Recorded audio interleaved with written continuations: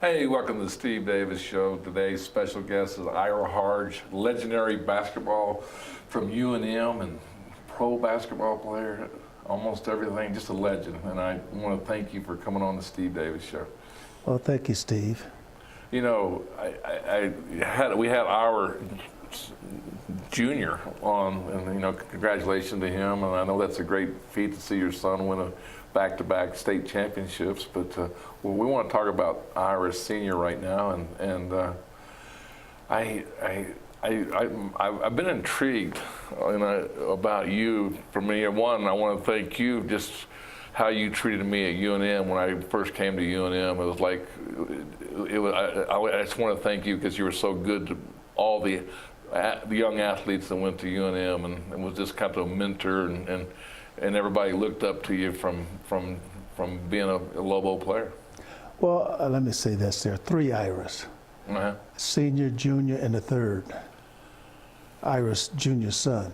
But when I was a young kid coming up in Detroit, playing against all the old professional players and the college players, being a black kid and having some potential that they saw it, I didn't, and they said to me, Ira, one thing you have to do is, if you make it, is help some of the younger guys. So I always tried to, that was kind of every time we played, says make sure you help somebody. So I always tried to help guys, not hurt them or denigrate them. But and hear me out. I know there was the black and white era of that, but I'm just saying I'm a white guy coming to, I mean, not to stereotype it, but I mean it is what it is, and coming to UNM and to see see all the pictures of you and seeing things, and then you walk into the locker. You don't even remember. You walk in the locker room and you introduce yourself, and actually you sit down and would talk to everybody about where about your futures. You would talk with the black guys, you talk with the white guys, but anyway, you just made me feel like I was actually just a friend of yours and actually like a teammate 10 years removed or so. Well, this is what I was saying. They said help, reach back and help someone.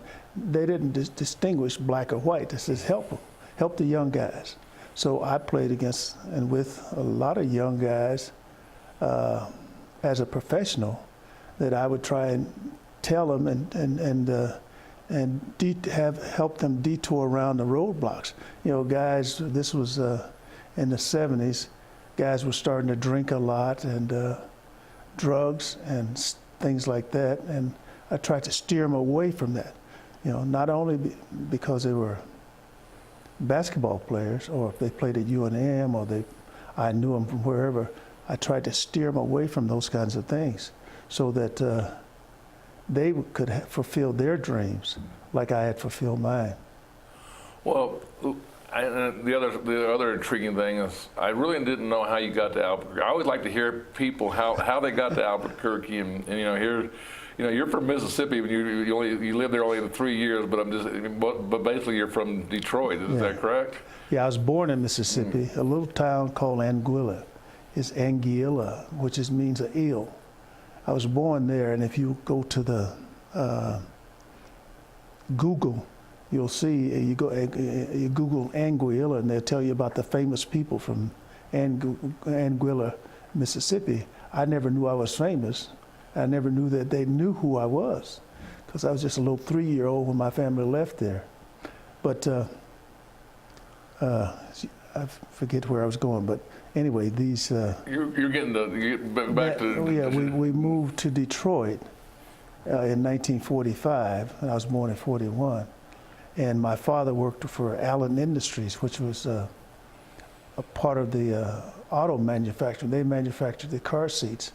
So I left Mississippi to get away from the cotton, and my father went to an automobile manufacturer that put the cotton in the seats. So, but that's another story. But anyway, and then I went through high school. Good high school career? I was an average. I was a late bloomer. I was a good rebounder and shot blocker, but I had a couple guys that were older, and they played with me. One was Smokey Gaines. I think you played against his teams. I did, yes. And he coached at San Diego State. and he was a little older, and then there's a guy, Ed Stewart, who's a little older, and they took all the shots. And they told me, well, you just rebound. And if I'd rebound, I'd get the ball and I'd look to shoot. This is even offensive. I mean, they were there taking the ball out of my hand. They were the best defenders the other team had. They would take the ball from me and they'd shoot. And all I had to do was rebound and block shots. But anyway, from there I went to. But you had actually a good high school career. Yeah, I mean, I was sought after. Bowling Green University, Western Michigan, and I even got a letter from the University of Kentucky, and this was in 1959. But I guess my name kind of fooled them because this was before they did a lot of scouting and things. Adolph Rupp wrote to my high school coach, and my coach showed me the letter. And he asked the coach if he would pass the letter on, and maybe I'd be interested in coming to Kentucky. And the coach did that. He said, "But Ira, I'm going to have to send this send a letter to Mr. Rupp and tell him that you couldn't play down there, because back in 1959 you couldn't play." And he sent a letter to Rupp, and Rupp sent the letter back and says, "Well, I wish Ira well." He says, "But things being as they are, he could not play here, and I couldn't even enter the university back in 1959."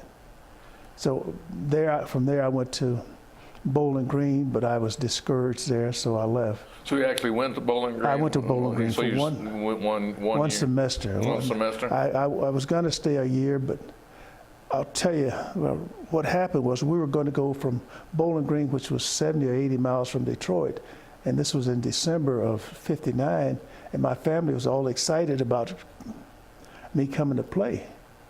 And we were going to play the University of Detroit. They didn't, so we were in our dormitory was about 50 feet, maybe 50 yards from the gym, and the bus was going to leave from the gym. And anyway, the coach left us. I guess he was trying to teach us a lesson. They said, be at the bus, be at the gym at, we'll just say 12 o'clock, and we got there at 12:01 or 12:02. And so the bus left us. And after that, I had nothing good to say or think about Bowling Green University. Well, we're going to come back. We're going to go to the Dream Style Top 10 Plays of the Week. We're going to come back and talk about how you got to Albuquerque. Okay, that's all right. I diverted.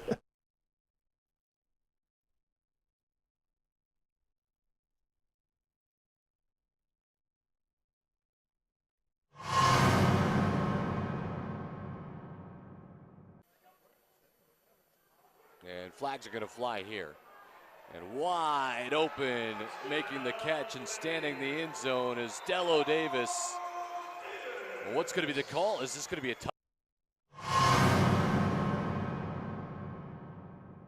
And it's returnable.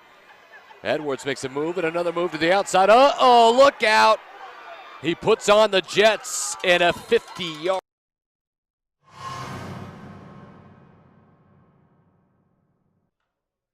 First base side. Oh, what a play turned in by Jackson. Great play by Jackson.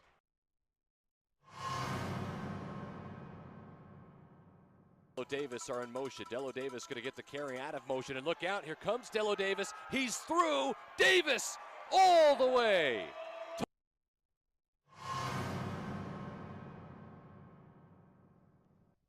Got a little bit of breeze out towards right field. That's hitting the gap to right center field. Right fielder coming on. What a great catch turned in by Schober.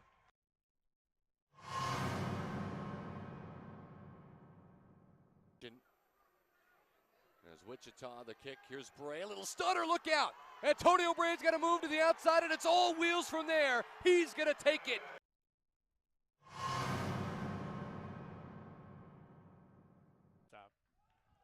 Runner's going to go. Oh, here he's going. Watch out Here at comes home. the play at the plate. Throws in time. Got it.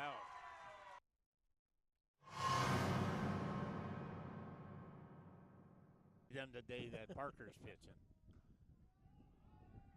That's lifted back this way. The catcher Rendon. Rendon coming back and What makes a a catch. catch. Great catch by Rendon.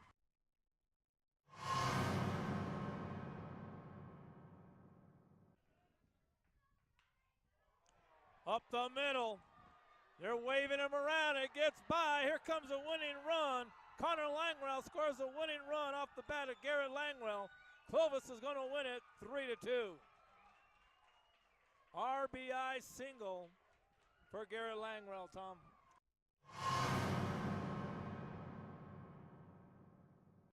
Right next to him. Bray gets the carry. What a spin move. And look out! He puts on the Jets, Antonio Bray. One for the highlights.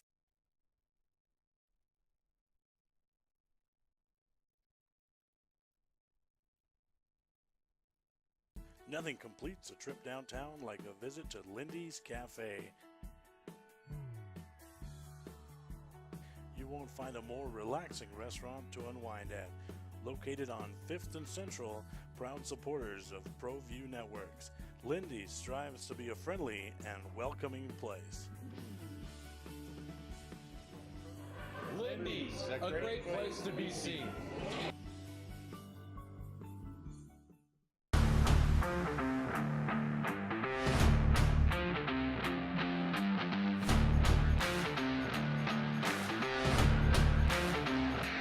Hey, welcome back to the Steve Davis Show. My special guest, Ira Harge Sr. And I want to make sure I get the senior in there. He's got a junior and he's got And a tray. And a tray. So but you know, the question, and I even asked your son, Ira, and the one in the middle, I guess, Ira Jr. You know, really how, you know, there's always a story behind the story how, you know, from somebody from Detroit gets to Albuquerque, and it was interesting. So it kind of, you know, enlighten me and our viewers of what how it happened. I was trying to get to it. I guess I talk a little too much. But after I left Bowling Green, I set out and I played AAU basketball around Detroit. One of the guys said to me, his name was Elbert Richmond, or Richardson, I'm not sure, I don't remember now. But he said, Ira, what are you going to do next year? Now, basically, wasn't AAU? Basically, it was just city games. I mean, No, they had. Did you have? They had what they called it AAU. I'm not sure. Right.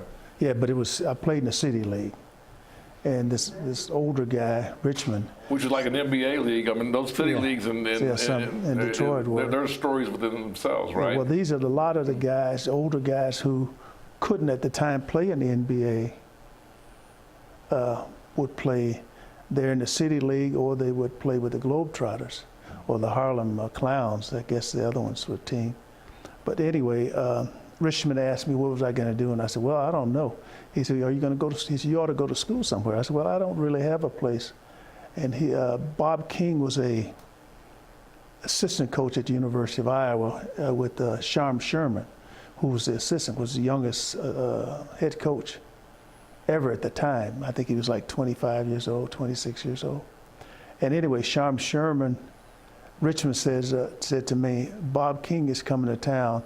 Will you talk to him? And I said, yeah, but this was in August or September. And I went over, or Bob came to where I was, because I wasn't driving at the time, and he asked me if I'd consider going to the University of Iowa. And I told him, yeah, I would, because I really wanted to play at the University of Michigan, at Michigan State, being from Detroit. But I told him, yes, I'd consider it. And he said, well, it's a little late now, because I guess the first semester was starting in 1960. Yeah, 1960. He said, it'd be too late to get you into University of Iowa, but maybe a junior college. And I went to what is now called Southwest Community College, but back then it was Burlington Junior College. And I went there for a semester, for the first part of 1960 and 61, and then 62. And after 62, when I was graduating, I was supposed to go to the University of Iowa. but things happen, and we won't go into all of that. But Bob King was at the Final Four, and I don't remember what city it was, but he came through Burlington, Iowa, and stopped me and stopped by and said, "Ira, if you don't go to the University of Iowa, I'd love to have you at the University of New Mexico." And I thought, where in the heck is that?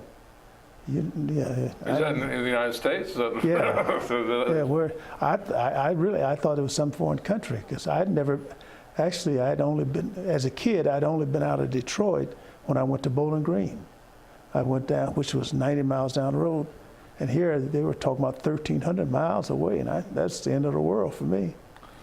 So what sold you on? Was it Bob King that sold you? I mean, I guess because it wasn't New Mexico. I mean, no, because I had never seen. I knew Bob King, and he'd asked me to come out and look so around. So you were one of his first recruits, then? Yeah.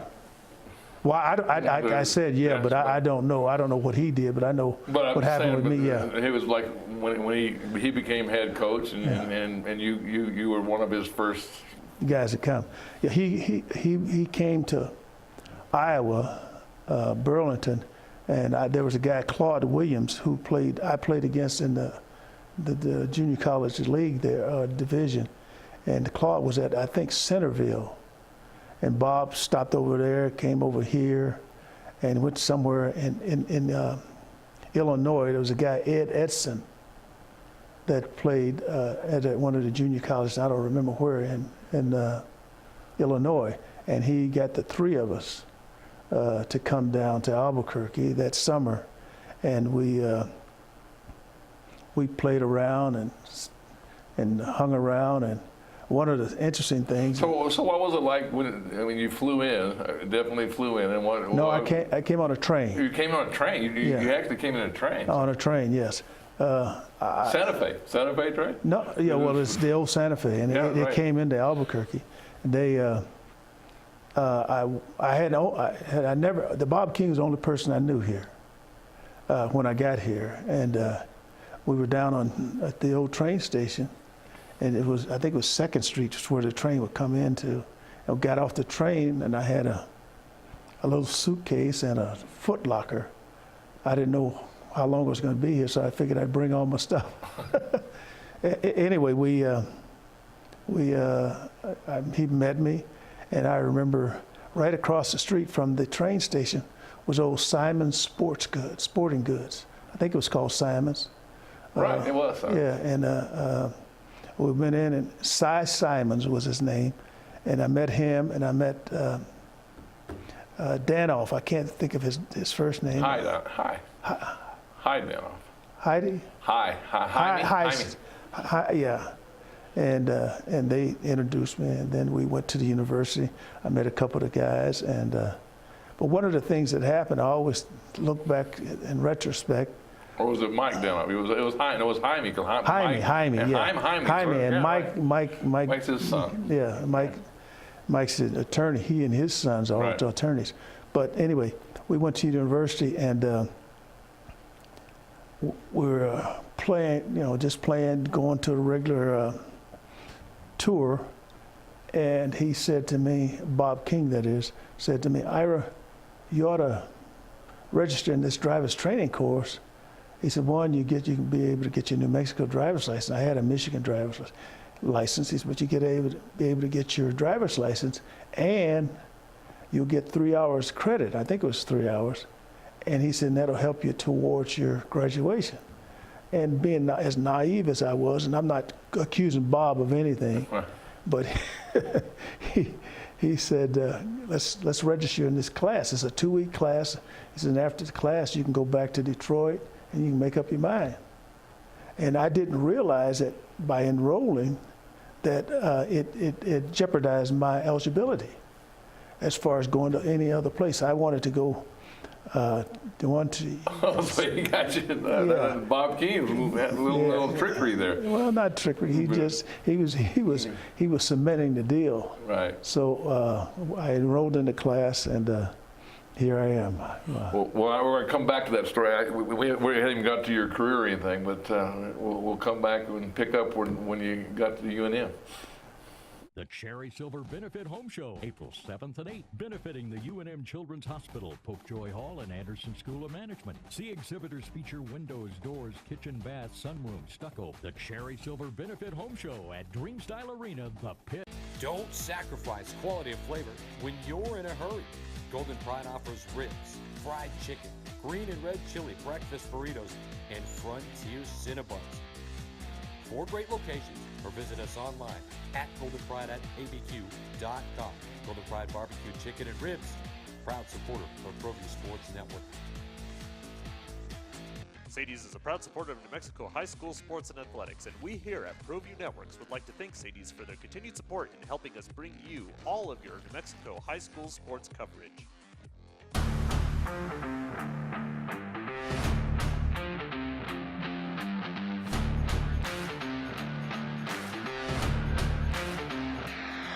Hey, welcome back to Steve Davis Show. We got Ira Harge Sr. here, former Lobo player, Portland legend, and I got to throw these out here. You know, New Mexico Sports Hall of Fame and also UNM Hall of Honor. So those are 2 great honors. Yes, they are, Steve, and I'm proud. I'm very proud of myself and I'm proud of the honors. But I want to tell you one thing that I always forget is that, and not bragging on myself, but I was the first one in my family ever to go to college. And now we have, 4 doctors and 3 PhDs in the family now. My sisters. So you married well, is what you're saying. Well, not my kids. My kids both all have master's degrees, but I mean my nephews and nieces. Right. You know, I was the one to, and they saw they. So education's important. They figured that if Ira can do it, and they called me Hot Rod. They said if Hot Rod can do it, I can do it. You know, all my nephews and nieces. So there are several MDs and a couple PhDs in the family. And I was proud of them, and I always went back and told them, you know, that they went on and became MDs and PhDs. Well, that's awesome. Hey, so back to UNM. Johnson Gym was just built, and it was state of the art. It was state of the art at that time. Was that you know, for a basketball player coming to see and Bob King and his enthusiasm and bringing players across the country in had to be a highlight of your life? Well, it was. I had seen bigger stadiums, but this was, you know, it was just 5 years old, 6 years old when I got here, and it seated 8,500 people, and that was a big deal.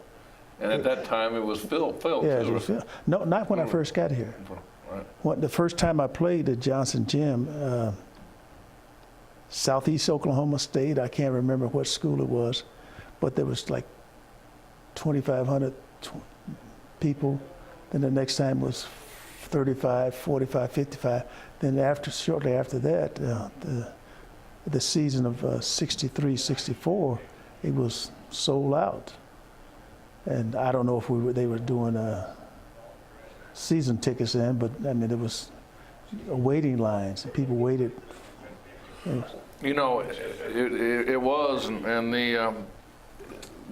I learned about that. That's the time I started. I started learning. I actually started. Were you born in '62? Yeah, I was just a young kid. I was a basketball then, and UNM was part of the whole thing. So basically, you know, we.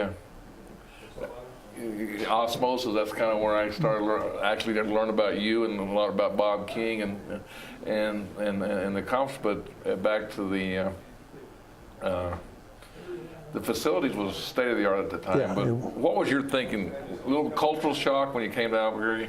Well, as I mentioned to you earlier, the only thing I knew about New Mexico, about Mexico, being a kid from the ghettos out of Detroit, was the Cisco Kid and Pancho and Pancho Villa, and we'd had a little history on the Mexican-American War. U.S. and Mexican War with Texas territory and the history. That's the only thing I ever knew about it, and I expected to come and see the senoritas with the big flared dresses like the dancers and the poncho and Cisco with the big sombreros. And my mother and father thought I was going out of the country. They said, "What are you going way down there for?" Like, as I said, it was 1,300 miles away, and I'd never been outside the city limits of Detroit prior to going to Bowling Green.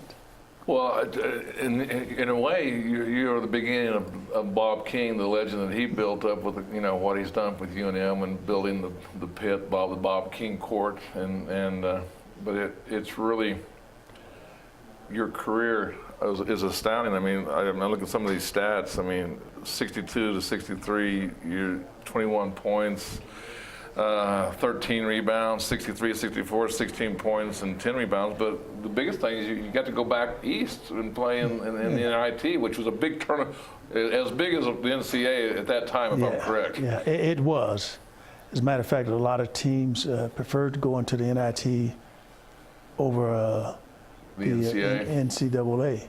And well, the way we got there, I'll take a moment. The way we got there is we were co-champions of the WAC, which was Western Athletic. I don't know if it was. I was Western Athletic too. Okay, and we were co-champions with Arizona, and we voted to whether we wanted to go to the NCAA versus WAC, and Bob kind of steered us to the Coach King kind of steered us to the NIT.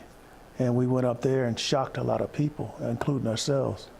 I know. Who did y'all play in the finals? We played Bradley. They beat us. That's right. They beat us, but we always thought that we got hometown in New York. We didn't. During the game, I think I played the first 8 minutes. Then I played. Then I played a couple minutes in the second half, and by the time we got to 5 minutes, I had fouled out, and so we always would like to have played them again, Bradley. Then from there, you went on to a 13-year MBA, ABA, and Europe. Europe. Professional. Yeah, I was drafted 2 times. Once by Detroit in 1963, and that was when you had the opportunity, not like these guys now where they play a freshman year and they go, but I wanted to graduate from college. So I declined. I didn't go to Detroit. And then the second time was by Philadelphia, and I had graduated, so I went to Philadelphia and played. And I played there for a while, and then they found this guy named Wilt Chamberlain, and they thought he was a better center. I thought he was better player than you? Than I was. I disagreed, but I wasn't calling the shots. And so one of the guys, I was at one of the Philly games, and he said, "Ira, what are you going to do now that you're not with Philadelphia?" And I said, "Well, I don't go get a job." And he said, "Well, what about this?" And he said, "There's a guy, Dr. Rodriguez in New York. He's looking for some players to go to Spain." And that's how I went to Spain for 2 years. Well, Ira, we're gonna have to cut you short. No, that's all right. We're gonna have to have you back on the Steve Davis Show and finish up our conversation. But hey, I want to thank you, and also thank you for being a role model to all the UNM players that come into the University of New Mexico. Well, thank you, Steve, for the opportunity to reminisce and go back over all these things that I'd forgotten about. Well, hey, thank you, and have a great day. Thank you.